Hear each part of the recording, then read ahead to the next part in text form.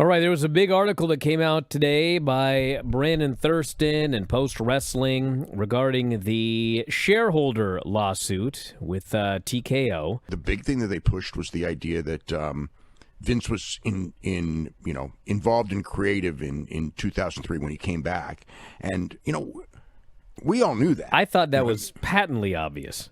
Well, it's not even obvious. It was not. Like every week we talked about it because we would get the reports of Vince rewriting the show. So it's not like, that's, to me, that's common knowledge. But it was, I guess you could say it was physical verification with actual emails proving what we already knew. Cody was supposed to beat Roman Reigns that first year. And Vince showed up, and that was his call to, nope. We're going to delay it another year.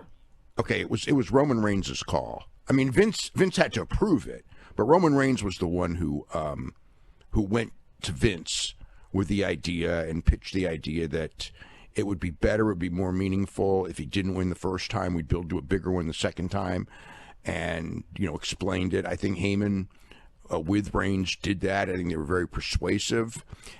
I think that the argument's very strong with the benefit of hindsight that they were right because the second year was much bigger than the first year. But it was Vince made the call, and Levesque was on board with the call, but Vince was the one who made the call.